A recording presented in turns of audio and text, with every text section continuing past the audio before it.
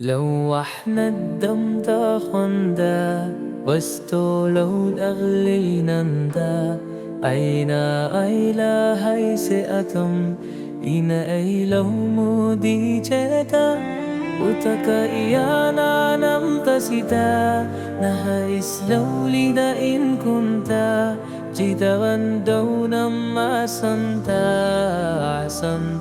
أتيودا ما Gusto mura ganti elan Losayata ng pastam Aina hay si atam Kinailaw mo di jeka Utaka iyana ng kasita Naharis laulidain kunta Jidawan daw ng masanda Sanda at ayuna ka अस्सलामुअलैकुम वरहमतुल्लाहि वबरकातुहू। कैसे हैं आप सब। और ये vlog ना मैंने एकदम मॉर्निंग में एक क्लिप शूट करी थी, तो आप देख सकते हैं बाहर का मौसम कितना ज़्यादा फॉग हो रहा है। एनीवेज रमज़ान ना बस आने ही वाला है, और जब रमज़ान करीब आता है ना तो सिर्फ किचन ही नहीं दिल भी तैयार करना पड़ता है। सबसे बड़ा टेंशन होता है ना ग्रोसरी का, और मिडिल क्लास फैमिली के लिए बजट कंट्रोल करना बहुत ज़रूरी होता है। रमज़ान सिर्फ भूख और प्यास का नाम नहीं है ना, रमज़ान सब्र, शुक्र और बरकत का महीना है। तो आज का ना ये व्लॉग जो है ये उन सब के लिए है जो मिडिल क्लास फैमिली से बिलोंग करते हैं, जिनका बजट लिमिटेड होता है लेकिन दिल में ख्वाहिश होती है कि रमज़ान इज़्ज़त, सुकून और अच्छे तरीके से गुजरे। तो आज मैं आपसे शेयर करूंगी रमज़ान में बजट कैसे कंट्रोल करें, कम पैसों में भी बरकत कैसे लाएं, और कैसे हम दुनिया की दिखावे से और ज़्यादातर अल्लाह की रज़ा को इम्पोर्टेंस दें। अगर आप भी कभी सोचते हैं रमज़ान में ख़र्चा ज़्यादा हो जाता है तो ये व्लॉग आपके लिए है। सबसे पहले ना एक बात समझना बहुत ज़रूरी है। अल्लाह ताला फरमाते हैं रमज़ान वो महीना है जिसमें कुरान नाजिल हुआ। रमज़ान शॉपिंग, फेस्टिवल या कुछ मतलब इस तरह का महीना नहीं है कि हम उसमें शो ऑफ़ करें। तो रमज़ान ना शो ऑफ़ का सीज़न बिल्कुल भी नहीं है। रमज़ान सिंपल रहकर भी सुकून पाने का मौका है।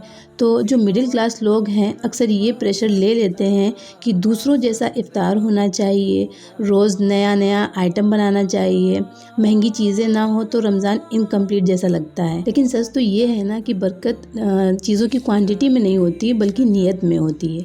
तो हमारी नीयत होनी चाहिए कि हमें रमज़ान किस तरह से मनाना है, ना कि दिखावा करके। जिनको अल्लाह ताला ने ढेर सारा नवाजा है, जो ये चीज़ें अफोर्ड कर सकते हैं उनके लिए बहुत अच्छी बात है। लेकिन जो ये चीज़ें अफोर्ड नहीं कर सकते हैं ना, वो बिल्कुल भी मायूस ना हो, बस सब्र करें, शुक्र करें और बस अपने अल्लाह ताला को राज़ी करने की कोशिश करें इस रमज़ान के महीने में।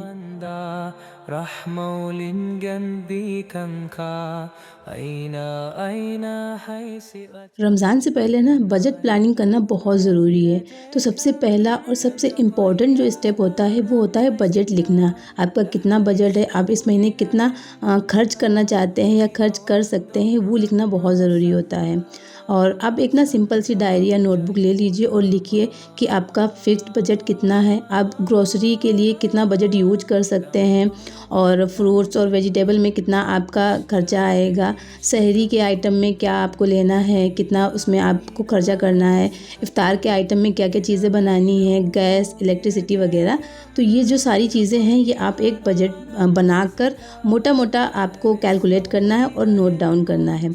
अच्छा, अब इन सारी चीज़ों में एक चीज़ ज़रूर ध्यान रखिएगा कि जब भी आप अपना बजट फ़िक्स करें तो थोड़ा सा फ़ंड ना आप अपनी इमरजेंसी के लिए भी रख लें। खुदा ना खास्ता कभी कुछ ऐसी इमरजेंसी पड़ गई तो आपके पास में थोड़ा बहुत जो मनी है वो होनी चाहिए। और यकीन मानिए अगर आप ये कर लेंगे ना तो आपकी लाइफ बहुत आसान हो जाएगी, क्योंकि जब बजट लिख लिया जाता है तो बेवजह का जो खर्चा होता है ना वो खुद ब खुद कम हो जाता है।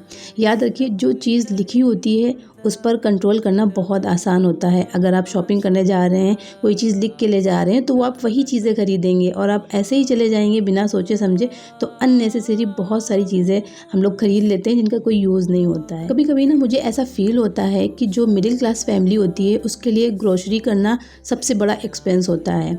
तो रमज़ान की ग्रोसरी टिप्स में मैं आपको कुछ चीज़ें बताऊंगी जो आप नोट कर लीजिए। रमज़ान में नहीं, ये आगे भी आपके काम आएंगी, बहुत ही ज़रूरी चीज़ें हैं। जैसे कि जब भी आप मार्केट मार्केट जा रहे हैं ना तो कभी भी खाली पेट नहीं जाना चाहिए। हमेशा खाना खा के जाना चाहिए। डिनर है तो डिनर करके जाना चाहिए, लंच है तो लंच करके जाना चाहिए।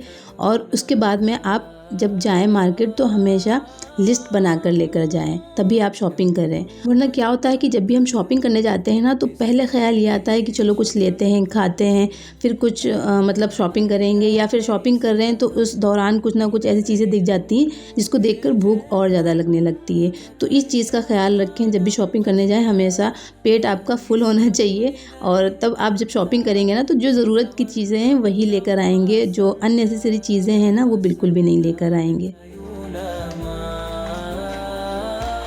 तो ये रही मेरी सारी ग्रोसरी जो मैंने की है, और आप लोगों ने जो लिस्ट में देखा था ना वही मैंने सारी चीज़ें ली। ये लिस्ट बनाने का बहुत बड़ा फ़ायदा होता है कि आप अननेसेसरी कोई भी चीज़ नहीं लेते हैं, जो ज़रूरत की होती वही लेते हैं। और एक आध चीज़ें हैं जो कि एक्स्ट्रा हो गई हैं, जो कि मेरा जब लिस्ट बना रही थी तो मुझे ख़्याल नहीं था, और वहाँ जाकर देखा तो वो एक्स्ट्रा हो गई, वरना मैंने वही चीज़ें ली जो मुझे ज़रूरत थी। तो आप देख सकते हैं मैंने यहाँ पर सारा रमज़ान के पर्पज़ से चीज़ें ली हैं। कुटी लाल मिर्च है, रोस्टेड चने हैं, काला नमक है, सौंफ, चाट मसाला, छोले मसाला, और ये ड्राई मैंगो पाउडर जो आमचूर पाउडर होता है वो, बेसन, चना, मटर और चिली सॉस वगैरह, और कुछ ये जो बाकी के आइटम एक्स्ट्रा होते हैं वो लिए हैं। टोमेटो केचप मेरा ख़त्म हो गया था तो वो लिया है। कॉर्नफ्लेक्स मेरे बेटे ने लिया है, और दाल भी ली है मैंने, कुछ चने की दाल ली, मुझे हलवा बनाना था और शामी कबाब भी बनाने थे। उड़द की दाल ली है, मुझे बड़े बनाने थे। तो ये सारी चीज़ें हैं जो मैंने ली हैं। कुछ टॉयलेटरीज़ वगैरह भी हैं, और कुछ ज़्यादा मैंने नहीं लिया है क्योंकि इस बार मुझे ना ग्रोसरी में बजट अपना कंट्रोल करना था, और इसकी जगह पे मुझे कुछ और लेना था। मुझे ना काफ़ी टाइम से एक एयर फ्रायर लेना था जो कि मैं नहीं ले पा रही थी, थोड़ी बहुत प्रॉब्लम्स थी इस वजह से नहीं ले पा रही थी मैं। तो इस बार ना मैंने सोचा कि थोड़ा सा बजट अपना कंट्रोल करके और फिर ये जो एक चीज़ मुझे लेनी है काफ़ी टाइम से तो वो मैं लेती हूँ। तो इसलिए मैंने ना इस बार ग्रोसरी में अपना बजट कंट्रोल किया, और उसकी जगह पर मैंने ये एयर फ्रायर लिया है जो कि बहुत ज़्यादा काम आने वाला है। और मैंने एक चॉपर भी लिया है। मेरा जो पुराना चॉपर था ना वो ख़राब हो चुका था क्योंकि वो थ्रेड वाला था, तो वो ख़राब हो गया था। तो मैंने इस बार ये वाला लिया है, इसको पुश करने से सब्जियां चॉप होती हैं। और बाथरूम के लिए मैंने ना एक ये ब्रूम ली है जो कि मुझे चाहिए थी काफ़ी टाइम से, और मुझे अनफॉर्चुनेटली सामने दिख गई तो मैंने ले ली, वरना इस बार भी ये रह जाती।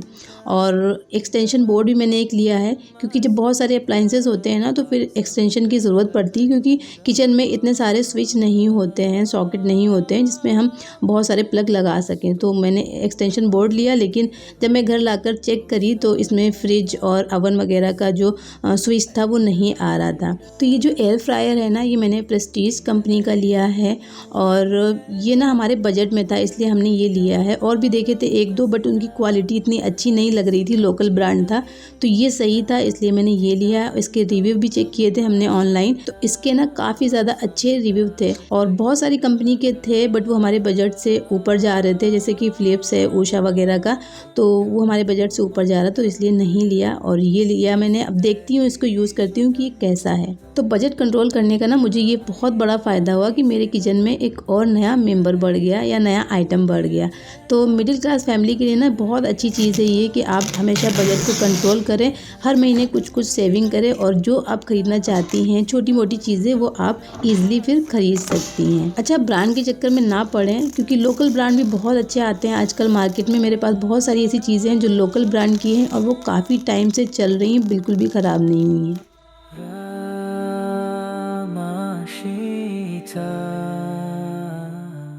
अच्छा, अब ना शाम का टाइम हो गया था ना तो छोटी मोटी सी भूख भी लगी थी, और चाय का भी वक्त हो रहा था क्योंकि आज हस्बैंड घर पे थे, तो इसलिए मैंने ना चाय चढ़ा दी थी साइड में। और मैंने ये नमकीन बनाई हुई थी जो कि पोहे से बनती है, तो चूरा भी बोलते हैं हमारे यहाँ इसको, आप लोग क्या बोलते बताइएगा। हमारे यहाँ तो वैसे ये चूरा ही बोला जाता है, पोहा वो जो डिश बनती है ना उसको बोला जाता है। तो ये मैंने नमकीन बनाई थी, बहुत हल्की सी, बहुत अच्छी बनती है, और सबसे बड़ी बात हेल्दी है क्योंकि ये घर की बनी हुई है। हमने जो ऑयल यूज़ किया है वो हमें पता है कि ये घर का है। अगर आपको इसकी रेसिपी चाहिए तो मुझे बताइएगा, मैं आपको आप लोगों के साथ में शेयर करूँगी। एनीवेज़ यहाँ पर ना मैंने चाय भी चढ़ा दी थी साइड में मेरे लिए और मेरे मियाँ जी के लिए, और मैंने आप लोग को बताया था ना वो थोड़ी सी हार्ड चाय पीते हैं तो इसलिए मैं थोड़ी सी चाय पत्ती ज़्यादा डालती हूँ। तो यहाँ पर अदरक भी मैं ढेर सारी डालूँगी, क्योंकि अदरक वाली चाय तो मुझे और मेरे मियाँ जी दोनों को बहुत पसंद है। और आजकल मौसम भी थोड़ा सा ख़राब हुआ है, क्योंकि फिर से ठंड आ गई है वापस और फिर से बारिश वगैरह होने लगी है, तो इसलिए मैंने इसमें अदरक ढेर सारी डाली है।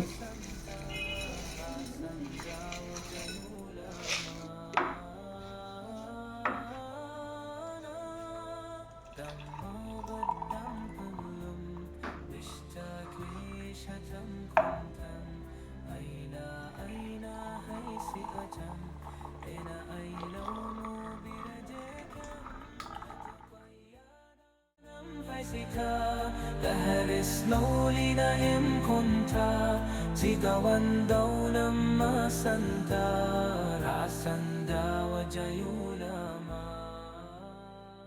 तो चाय पीने के बाद में हो गया था असर का टाइम, तो फिर असर की नमाज़ अदा करी और थोड़ा बहुत तस्बीह वगैरह पढ़ी और उसके बाद में फिर मैं आ गई थी किचन में। तो मुझे ना बनाना था चने की दाल का हलवा। काफ़ी दिनों से मेरे हस्बैंड भी बोल रहे थे और मेरे बेटे को बहुत पसंद है, तो उसके लिए मुझे ये चने की दाल का हलवा बनाना था। और मैंने आज दाल लेकर आई थी, तो मैंने सोचा चलो पहले आधी दाल भिगा देती हूँ हलवे के लिए, और बाकी की फिर मैं नेक्स्ट आपको शामी कबाब बनाऊँगी तो फिर वो आपको दिखाऊँगी। तो यहाँ पर मैंने दाल को अच्छे से 3 से 4 बार पानी से वॉश कर लिया था, खूब मसल कर, ताकि जो भी उस पर केमिकल पाउडर वगैरह लगे रहें तो वो छूट जाएं। उसके बाद में मैंने इसको ना पानी में भिगा कर रख दिया था। अभी रात भर भीगेगी तो सुबह ना ईज़िली गल जाएगी।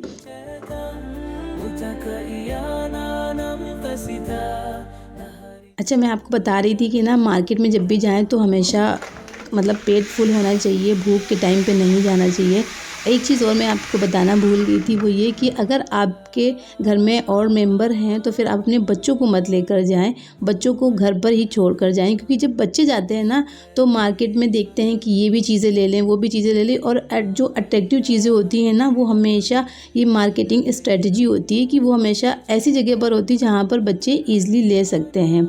तो इसलिए हमेशा बच्चों को छोड़कर घर पर जाएं, तो आपके जो घर में अननेसेसरी चीज़ें हैं ना वो बहुत कम आएंगी। इस चीज़ का आप एक बार ट्राई करके देखिएगा, क्योंकि हम लोगों को क्या होता है, हम लोग जो चीज़ें ज़रूरत होती है वही लाते, लेकिन बच्चे ये भी ले लो वो भी ले लो, अगर नहीं दिलाओ तो फिर वहीं पर रोना धोना स्टार्ट कर देते। तो इसलिए कोशिश करें कि बच्चों को ना लेकर जाएँ, अगर पॉसिबल है तो। अदरवाइज़ कोई ऑप्शन ही नहीं, मेरे पास कोई ऑप्शन नहीं, मैं अपने बेटे को हमेशा साथ लेकर जाती हूँ। अगर मैं ग्रोसरी करने जाती हूँ या फिर हस्बैंड जाते हैं तो फिर मैं उन्हें अकेले भेज देती हूँ। अच्छा, रमज़ान में ना सबसे ज़्यादा पैसा जो ख़त्म होता है वो इफ़्तार के आइटम पर ख़त्म होता है, क्योंकि सच तो ये है कि रोज़ पकोड़े, रोज़ समोसे, रोज़ नए नए आइटम्स, और ये सब ना बजट को एकदम ख़राब कर देता है और हमारी सेहत को भी ख़राब करता है। क्योंकि हम जब रोज़ रोज़ फ्राइड आइटम खाएंगे, अनहेल्दी चीज़ें खाएंगे, तो हमारी सेहत तो ख़राब हो ही रही है, साथ में हमारा बजट भी ख़राब हो रहा है, क्योंकि उसमें ऑयल भी लगता है, बेसन भी लगता है, बहुत सारी चीज़ें लगती हैं। तो इसलिए कोशिश करें कि सिंपल से सिंपल इफ़्तार आइडियाज़ आप पहले से ही मेन्यू में अपने ऐड कर लें और वही सिंपल इफ़्तार बनाएं, और अब खुद भी खाएं, अपने बच्चों को भी खिलाएं, अपनी फैमिली को भी खिलाएं।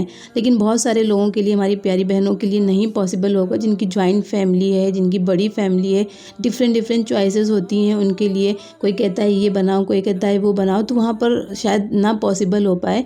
लेकिन जो लोग अकेले रहते हैं, अपने मतलब जॉइंट फैमिली से दूर रहते हैं, या जिनकी फैमिली इतनी बड़ी नहीं है, तो वो लोग ये चीज़ ज़रूर फॉलो करें कि हेल्दी चीज़ें बनाएं, कम खाएं और अच्छा खाएं, और ज़्यादा से ज़्यादा इबादत करें। मैं भी ना हर साल बहुत सारी चीज़ें बनाकर फ्रिज में स्टोर कर लेती थी और बहुत सारी चीज़ें बनाती थी, और मेरे हस्बैंड तो इतना ज़्यादा खाते नहीं हैं, तो मुझे ही खाना पड़ता था बार बार। तक मैं खाना नहीं खाती हूँ रमज़ान में, सिर्फ इफ़्तार से ही मेरा काम हो जाता है, तो फिर वो मुझे ही खाना पड़ता था, क्योंकि हम वेस्ट भी नहीं कर सकते हैं। और तो इस बार मैंने ये डिसाइड किया है कि मैं बहुत कम चीज़ें बनाऊंगी और हेल्दी चीज़ें कोशिश करूंगी ज़्यादा बनाऊं।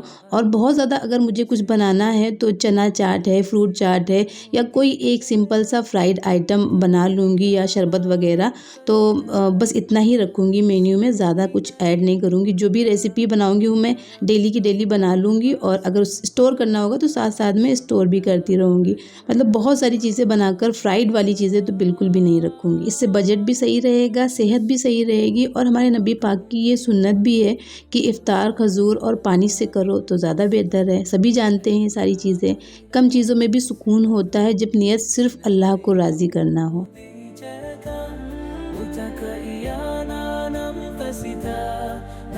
مثل ولد إن كنت यहाँ पर मैं ना आप लोग के साथ में अपनी एक दिल की बात शेयर करती हूँ कि जो मिडिल क्लास फैमिली होती है उसमें जो लेडीज़ होती हैं, मदर्स होती हैं, वाइफ्स होती हैं, ये अक्सर अपनी जो ख्वाहिशें होती हैं ना वो दबा कर घर चलाती हैं, घर का खर्च चलाती हैं। अपने लिए कपड़े बाद में लेंगी, बच्चों के लिए पहले लेंगी, खुद कम खाएंगी, अपने हिस्से का अपने बच्चों को, अपने शौहर को खिला देंगी। क्योंकि ये चीज़ ना मैंने अपनी माँ को देखा है करते हुए, और अल्लाह हर उस माँ की नीयत को जानता है। अल्लाह फरमाते हैं कि अल्लाह किसी पर उसकी ताकत से ज़्यादा बोझ नहीं डालते। अगर आपका रमज़ान सिंपल है तो बिल्कुल भी मत घबराइए, क्योंकि अल्लाह के नज़दीक वो रमज़ान ज़्यादा कीमती है जो सब्र और शुक्र के साथ गुज़रे, ना कि बहुत सारी चीज़ों, बहुत सारी नेमतों के साथ में। बेशक सारी चीज़ें अल्लाह ने दी हैं, लेकिन अगर नहीं है तो उस पर भी शुक्र अदा करो अल्लाह ताला का कि जो है वो बेहतर है। हमेशा अपने से नीचे को देखो, कभी भी अपने से ऊपर को मत देखना।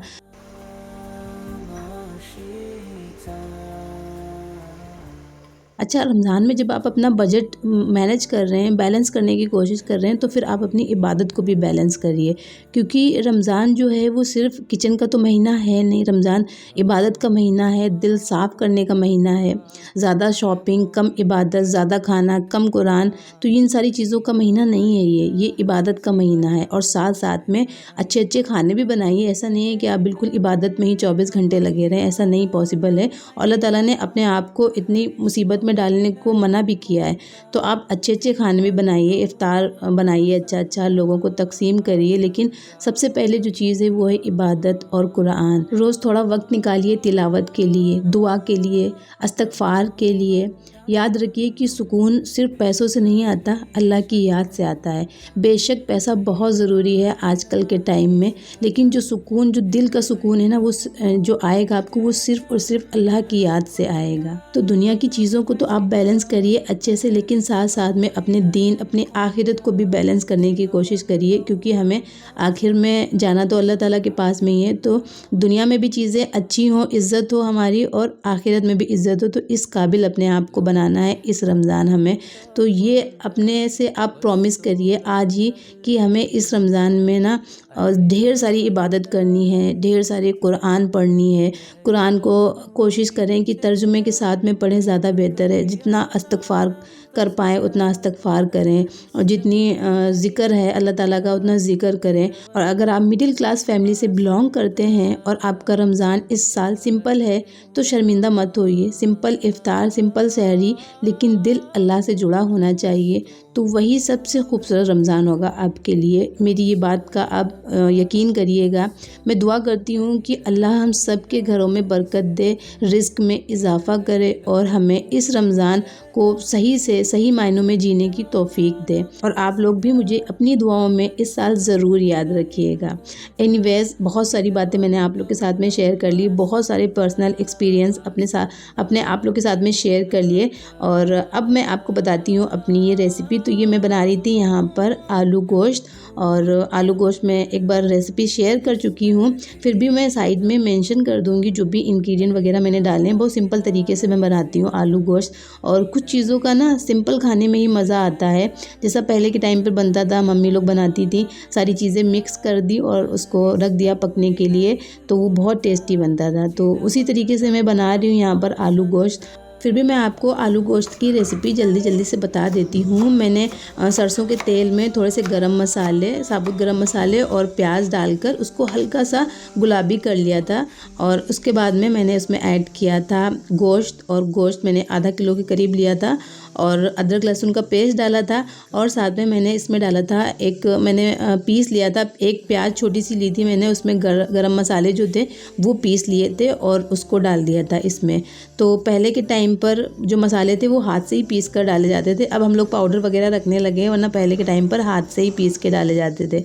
तो इसलिए मैंने ना मिक्सर जार में पीस लिया था प्याज और गरम मसाले, वो डाल दिया था, इसको अच्छे से भून लिया था।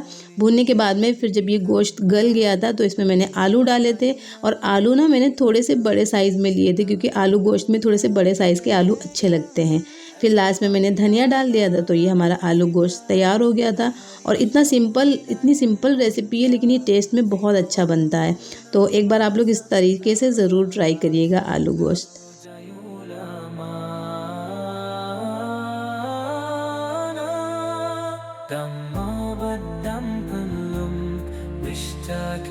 شتم كنتم أين أين هيسي أجم أنا أيلو। तो अब ये व्लॉग ना नेक्स्ट डे मैंने कंटिन्यू करा था, क्योंकि मैंने दाल भिगा कर रखी थी ना, तो उसका मुझे हलवा बनाना था। तो मैंने यहाँ पर दाल को अच्छे से वॉश कर लिया था एक बार, और फिर मैंने इसको एक कुकर में डाल दिया था। और इसमें मैंने ना 2 कप दूध ऐड किया है। मैंने आधा किलो दाल ली थी, उसमें मैंने 2 कप दूध ऐड किया था, क्योंकि मुझे ना इसे खुला बनाना था। मैं इसमें सीटी वगैरह नहीं लगाऊंगी। अगर आप कुकर में बना रहे हैं सीटी लगाकर, तो फिर आप 1 कप दूध ऐड करिएगा, काफ़ी होगा। और उसमें मैंने ना इलायची डाल दी थी, 2-3 साबुत इलायची। और ये देखिए आप, जो दाल थी वो अच्छे से पक चुकी थी, गल गई थी। और साथ में मेरा ये जो दूध था ना, मैं चली गई थी नमाज़ पढ़ने के लिए, तो ये सारा जो दूध था वो गिर गया था बॉयल होकर। और मेरे लिए ना काम बढ़ गया था एक्स्ट्रा, क्योंकि जब कभी आपको जल्दी हो ना, तो फिर एक्स्ट्रा कुछ ना कुछ काम ज़रूर बढ़ जाता है। तो मैंने ना उसको फिर साइड में रखा ठंडा होने के लिए, और तब तक जो गैस थी उसको क्लीन कर लिया, क्योंकि जब दूध वगैरह गिरता है ना, तो गैस बहुत बुरी तरह से गंदी हो जाती है। तो फिर जब ये ठंडा हो गया था ना, तो उसके बाद में मैंने इसमें मिक्सर जार में डालकर थोड़ा थोड़ा करके मैंने पीसा था। पहले तो मैं इसको सिलबट्टे से पीसना जा रही थी, लेकिन फिर मैंने कहा बहुत टाइम लग जाएगा, और टाइम लग गया था बनाते बनाते, क्योंकि जो चने की दाल का हलवा होता है ना, उसको भूनने में बहुत टाइम लगता है। तो मैंने सोचा चलो थोड़ी सी अपने ऊपर तरस खाते हैं, और इसको मिक्सर जार से ही पीस लेते हैं। थोड़ा सा मोटा मोटा सा पीसना था मैंने, बहुत बारीक एकदम पेस्ट की तरह नहीं पीसा था इसको। और फिर इसकी ना बहुत ही आपको भुनाई करनी है हल्की आंच पर। तो मुझे ना इसकी भुनाई करने में कम से कम 35 से 40 मिनट लग गए थे। एकदम धीमी आंच पे मैंने इसकी भुनाई करी थी, और भूनते भूनते मेरा जो शोल्डर था वो एकदम बेकार हो गया था, मेरा हाथ एकदम दुखने लगा था। फिर मैंने ना इसमें थोड़ा सा घी ऐड किया, और घी ऐड करने के बाद में फिर आपको इसकी कम से कम 15 मिनट भुनाई करनी है। इससे बहुत ही अच्छी सी एक खुशबू आने लगेगी ना, सौंधी सौंधी सी। तब आपको ये जो गैस है बंद कर देनी है, भुनाई का प्रोसेस आपको रोक देना है उस वक्त।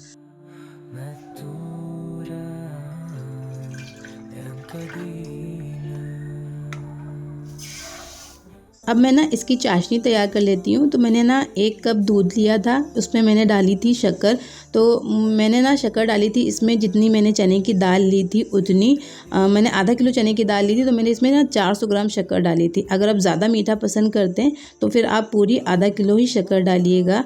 और मेरे यहाँ थोड़ा सा कम मीठा खाया जाता है, तो इसलिए मैंने 400 ग्राम शक्कर मुझे ज़्यादा लगी थी, वो भी बहुत ज़्यादा लग रही थी मुझे। फिर उसकी चाशनी बनने के लिए मैंने रख दिया था साइड में, और थोड़ा सा मैंने ऑरेंज फूड कलर भी डाल दिया था। तब तक मैं हलवे में थोड़ा ये जो खोया मैंने बनाया था साइड में, तो वो भी डाल दूंगी, और इसको अच्छे से मिक्स कर लूँगी। ये जो दाल भुनी हुई है इसमें खोया डालकर अच्छे से मिक्स कर लेना है आपको।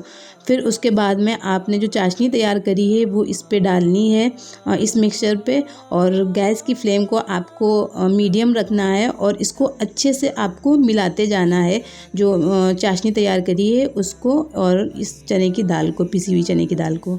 अगर आप इसको कंटिन्यूअसली नहीं चलाएंगे तो हो सकता है इसमें लम्प्स बन जाएं, जो कि हलवे में अच्छे नहीं लगेंगे। और इसी स्टेज पर आप चाहें तो इसमें ड्राई फ्रूट्स वगैरह भी कट करके डाल सकते हैं। मैंने सिर्फ इलायची पाउडर ऐड किया था, और इसको लगातार मैं चलाती रहूँगी जब तक ये एकदम थिक ना हो जाए। तो मैंने ना इस बार जो हलवा है वो थोड़ा सा डिफरेंट तरीके से बनाया था। यूजली मैं हमेशा हलवे में पहले ही घी डालकर उसको भून लेती हूँ, लेकिन इस बार मैंने ड्राई उसको भूना था, उसके बाद में मैंने इसमें घी ऐड किया था। तो ये देखिए हलवा अच्छे से एकदम भुन चुका है, चाशनी में भी अच्छे से भून लिया है मैंने। अब मैं ना एक बड़ी बड़ी सी प्लेट लूँगी, उसमें मैंने घी पहले से ही लगा के रखा था। और अब फटाफट से मैं ये सारा जो हलवा है बना हुआ, इसे मैं अच्छे से इवनली स्प्रेड कर दूँगी। और आप जिस चीज़ से इसे स्प्रेड करें ना, उस पर थोड़ा सा घी लगा लें, ताकि जो हलवा है उससे चिपके ना, और ईज़िली ये अच्छे से स्प्रेड हो जाए। अब मैं इस पर कटे हुए ड्राई फ्रूट्स डाल दूँगी। मैंने यहाँ पर नारियल डाला है, ग्रेटेड नारियल, और थोड़ा से मैंने पिस्ताशियो डाले हैं, थोड़े से कटे हुए बादाम डाले और काजू डाले हैं। फिर मैं इसके ना साथ में ही इसके पीसेस कट कर लूँगी, और उसके बाद में फिर मैं इसे ठंडा करने के लिए रख दूँगी। और अभी ईज़िली पीस इसके कट हो जाएंगे, और ठंडा हो गया तो मैं भी ना कटूँ सही से, मैं हमेशा साथ में ही कर लेती हूँ। तो ये देखिए कितने अच्छे से इसके पीसेस कट हो रहे हैं, और ये हलवा बहुत ही ज़्यादा अच्छा बना था। अभी मैं आपको एक पीस तोड़ के दिखाती हूँ, बहुत ही ज़्यादा अच्छा बना था ये हलवा। मैंने मतलब इस तरह से फ़र्स्ट टाइम बनाया है और इतनी ज़्यादा क्वांटिटी में। मैं थोड़ा बहुत बनाती हूँ, ज़्यादा नहीं बनाती हूँ, लेकिन इतना ज़्यादा क्वांटिटी में मैंने पहली बार बनाया। लेकिन हलवा बहुत अच्छा बना था ये सच में। तो आप लोग अगर चने की दाल का हलवा बनाना चाहते हैं ना, तो एक बार इस तरह से बना के देखिएगा। पहले थोड़ा सा ड्राई रोस्ट कर लीजिएगा चने की दाल को, उसके बाद में फिर इसमें घी डालकर आप रोस्ट करिएगा, तो बहुत ही अच्छा सा टेस्ट आता है। एनीवेज मैं इस हलवे को रख दूँगी अब एक बॉक्स में और इसको स्टोर कर लूँगी। अगर आप थोड़ा सा ज़्यादा टाइम तक चलाना चाहते हैं ना, तो फिर इसे आप फ्रिज में स्टोर करिएगा। ठीक है, फिर आज का जो मेरा ये व्लॉग था वो यहीं तक था। और आप लोग से बस यही कहना चाहती हूँ कि रमज़ान की तैयारी सिर्फ किचन तक लिमिटेड ना रखें, दिल को साफ़ रखें, घर को ऑर्गेनाइज करें, बजट को कंट्रोल करें और सबसे ज़रूरी अल्लाह से कनेक्शन स्ट्रॉन्ग करें। मेरी बस यही दुआ है, अल्लाह हम सबको रमज़ान की असल रूह समझने की तौफीक दे, हमारे घरों में बरकत डाले और हमें इस रमज़ान को ज़ाया करने से बचाए। आप सबको मेरी तरफ से रमज़ान की बहुत सारी मुबारकबाद। अल्लाह हाफिज़, दुआ में याद रखिए।